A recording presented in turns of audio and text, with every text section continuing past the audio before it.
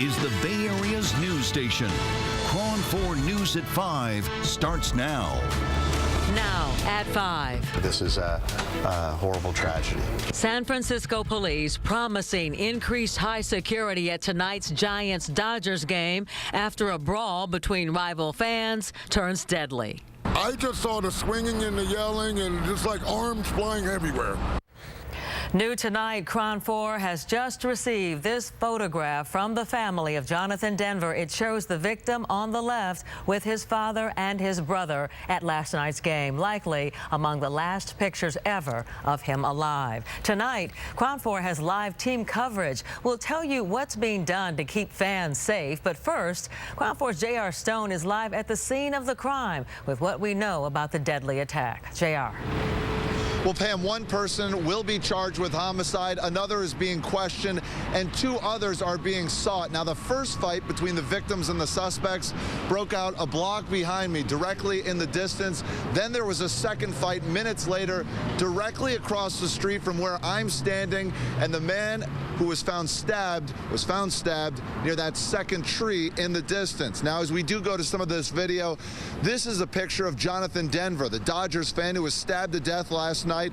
The Dodgers say he was the son of a security guard for the team. He was at the game with his brother, his father, and 2 other people. He is from Fort Bragg, California. Officers today have been going business to business, trying to get witness accounts or surveillance videos that might help them with this case, something that might help them find the other 2 suspects. Witnesses in the area tell me that some of those involved appeared to be pretty rowdy.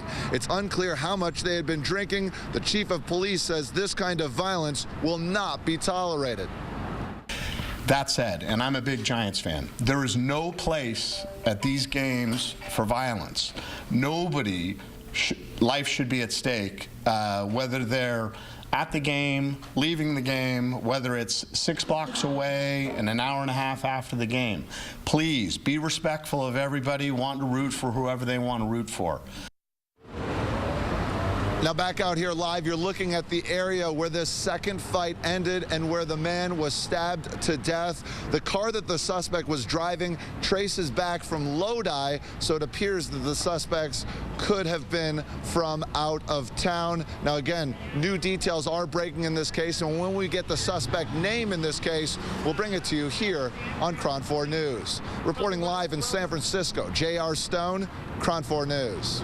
Here's a map showing where the fatal stabbing occurred. The victim, Jonathan Denver, and his party came out of a bar at 3rd and Harrison. The fatal stabbing happened on 3rd Street, less than a block from the bar. This is basically under Interstate 80, right where JR was standing. Police say the victim and the people he was with had been at AT&T Park earlier in the night. That's about 4 blocks east of where the murder happened. And before tonight's game, the team will observe a moment of silence for the victim. Earlier today, the Giants released a statement about the incident, saying in part, "We are deeply saddened to learn of last night's horrific incident. There's absolutely no place in our community for this type of senseless violence. Our thoughts and prayers are with the family during this difficult time." Meanwhile, the Giants are stepping up security for tonight's game. We have a reporter at the ballpark. We will have specifics on those changes coming up.